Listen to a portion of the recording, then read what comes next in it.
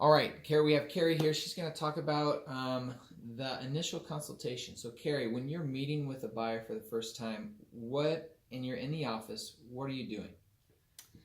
First off, I'm trying to build a relationship with those persons. So if it helps you or helps other people to understand what I'm trying to do, is there's FORD. I want to talk about their family, their occupation, their hobbies, their dreams. I want to get to know what it is the goals they're really trying to reach so that I can help serve them better, because I have to be able to do that to help them find the right home. Mm-hmm. So that's what I'm doing.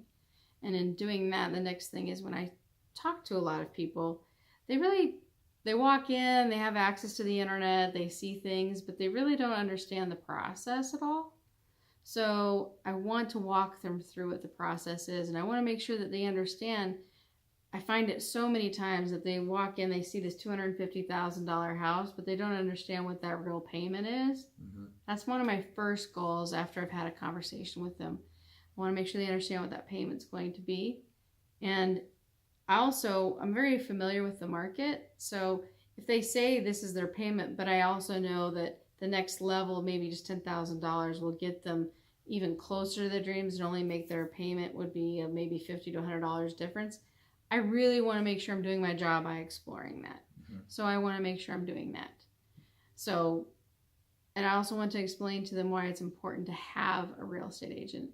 It's not just because I can open a door. It's about the fact that all of the expertise that I have and knowledge of the market is, and knowing that we're not settling if I can get them here, or is this a great, house for you, or is this maybe something we should talk about?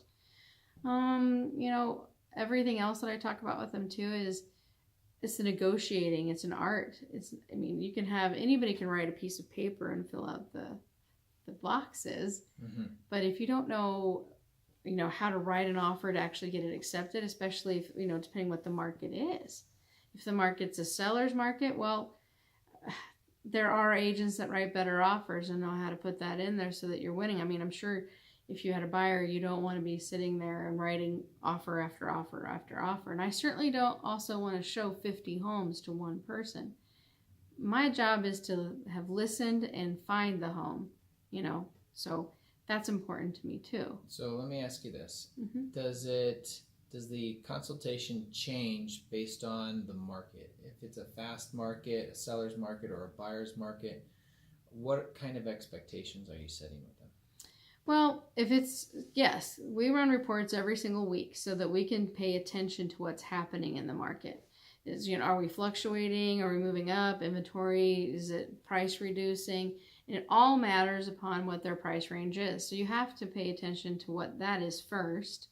So for example, right now it's a seller's market, so the hottest price point is 200 and below. Well, if you're in that market, we're going to have to go look at those houses right away.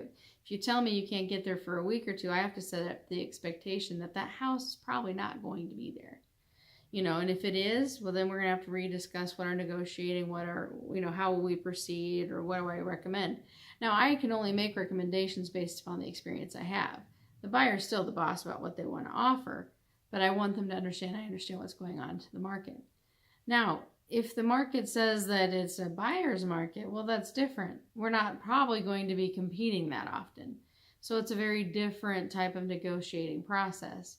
It might go back and forth a few more times, but at least, with the reputation that I have and playing well with others, I call it, I still represent the buyer, but I want them to have a nice process, get the house for the right price, and they feel moving forward they've done the right thing.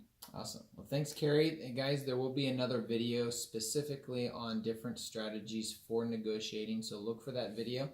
And thanks. If you have any questions, make sure you reach out to us. Bye.